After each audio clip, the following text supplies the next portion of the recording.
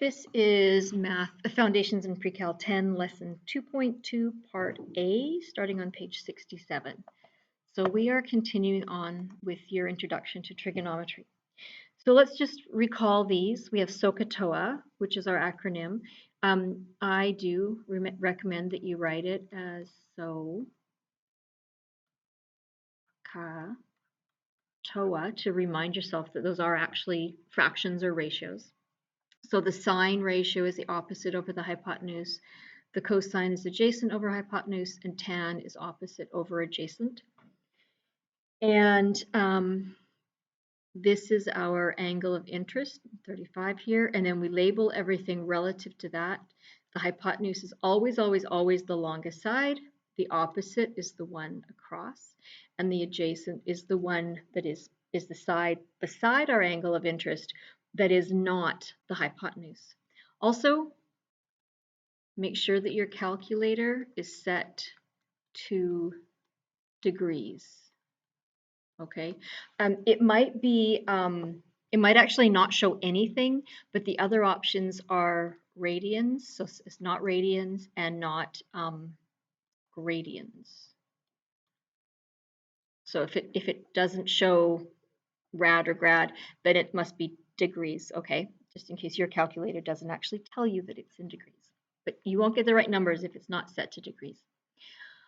Okay, and that's what we're going to do today, is we're going to use a calculator to figure some things out. So we found out that the ratio of 0.7 is the approximate tangent ratio for an angle of 35 degrees, and that 1.6 is the approximate tangent ratio for an angle of 58. So we can write tan 35 equals 0.7. Now, it's actually a really good idea to put this degree sign in here, because then it's reminding you that this is tangent is always tangent of an angle.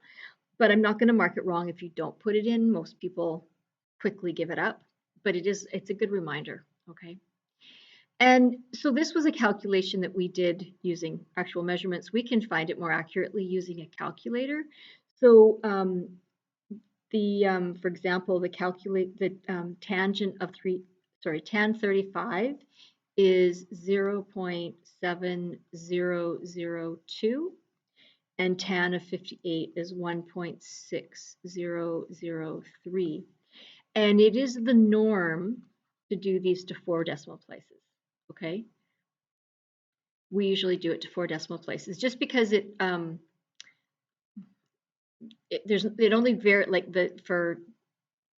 doesn't matter. Do it to 4 decimal places unless you're told otherwise, okay? So let's figure out how you use your calculator to do this.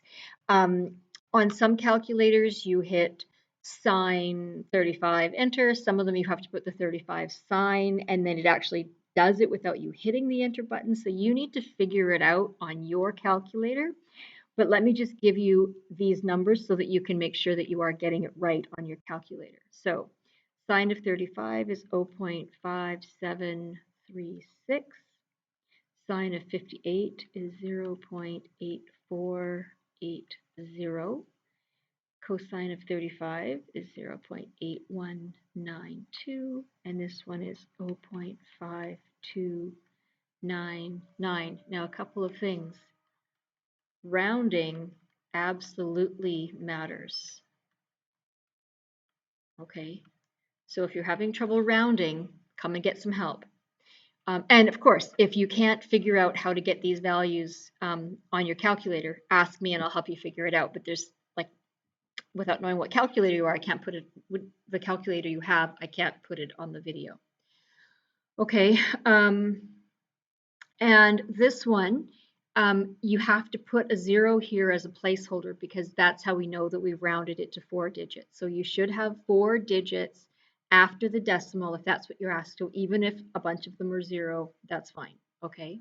So up here, for example, if we did tan 58 to 3 digits, it would be 1.600, all right? All right, with respect to the diagrams at the top of the page, which ratios of sides are represented by each of these? Okay, so that I can, I'm just going to pause. Okay, I just copied copied and pasted these diagrams from the top of the page here so that we could see them at the same time for this. So this question B says, with respect to the diagrams at the top of the page, which ratios of sides is represented by each of the ratios in question A? So question A has oh, that's not what I want.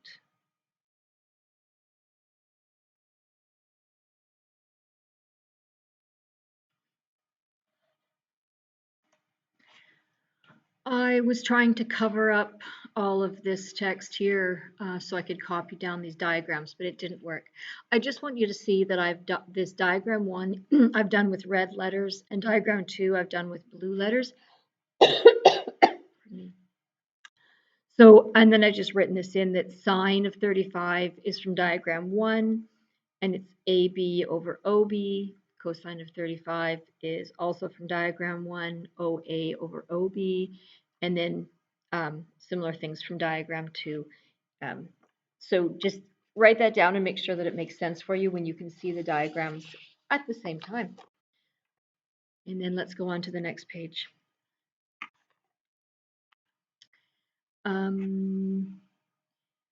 These diagrams are like the ones that we had before. They're similar triangles, which means they have the same angles and their sides are all proportional. But this time we've made the hypotenuse to be 1 unit. And this is really important conceptual stuff here. So as the angle AOB, so that's as this angle here increases from 35 degrees to 58 degrees, explain using sine cos tan why the sine ratio increases in value, but the cosine value or cosine ratio decreases in value. So I'm going to just pause the video and write it down, and then I'll talk about it.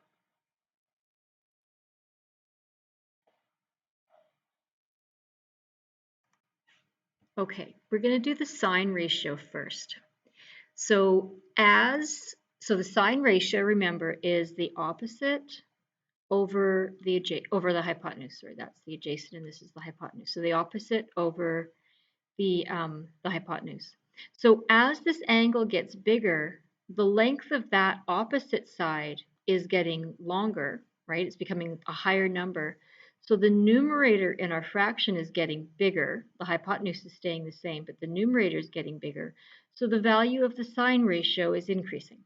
So as the angle goes bigger, up to as far as 90 degrees, the sine is getting bigger. Okay. Think about the cosine one and see if you can figure that out, and then check. You can pause it now.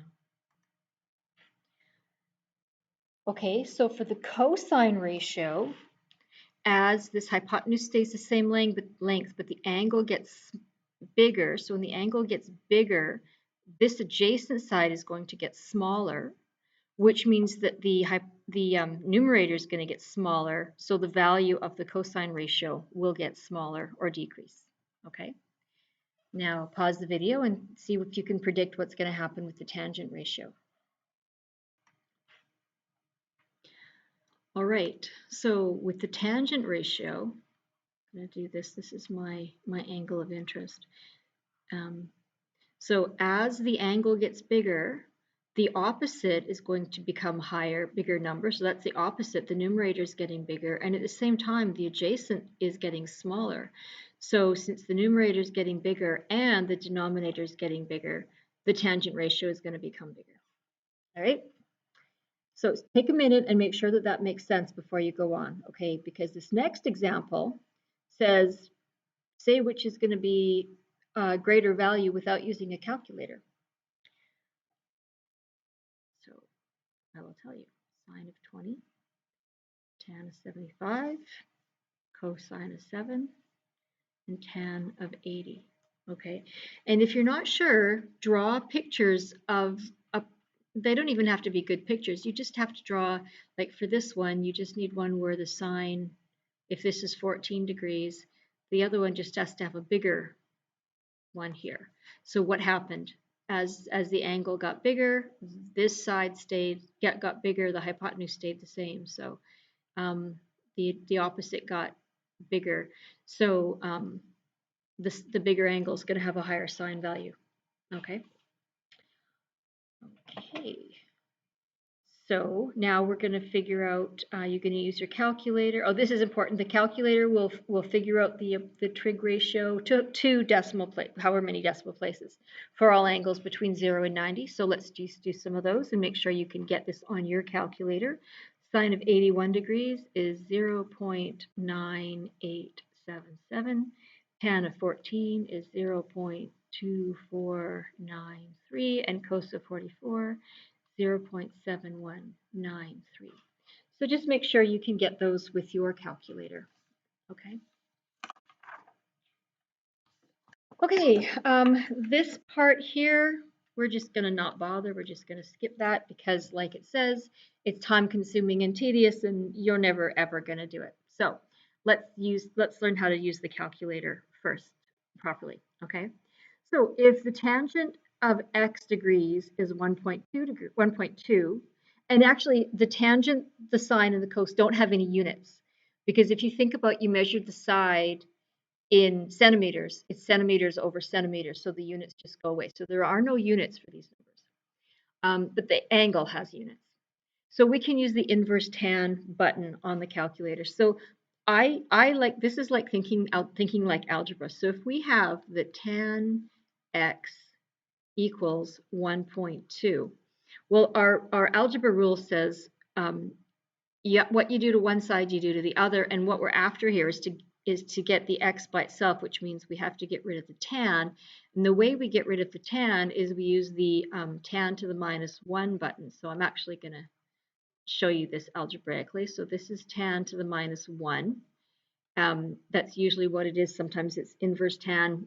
It's usually shift of the tan button, whatever the tan button on your calculator is, okay?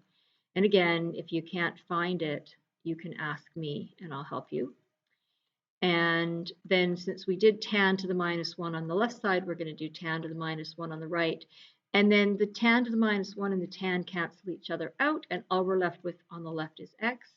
And the right side is going to be tan to the -1 of 1.2. And you put that in your calculator, and you're going to get that x equals 50.194 ...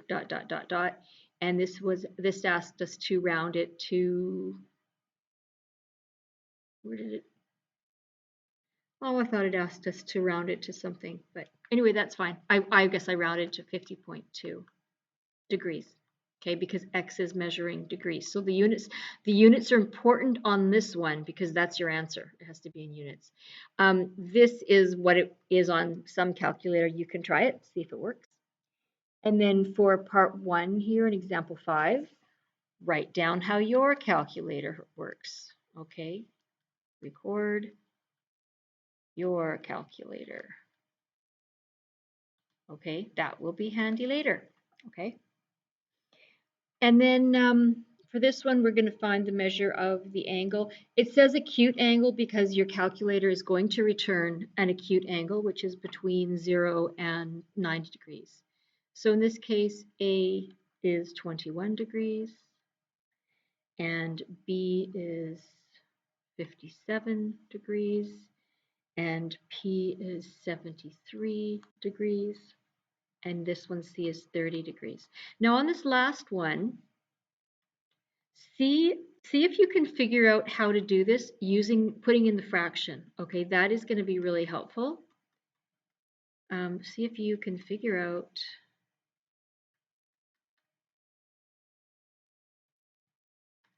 how to do this without changing it to a decimal. Oops, how to do this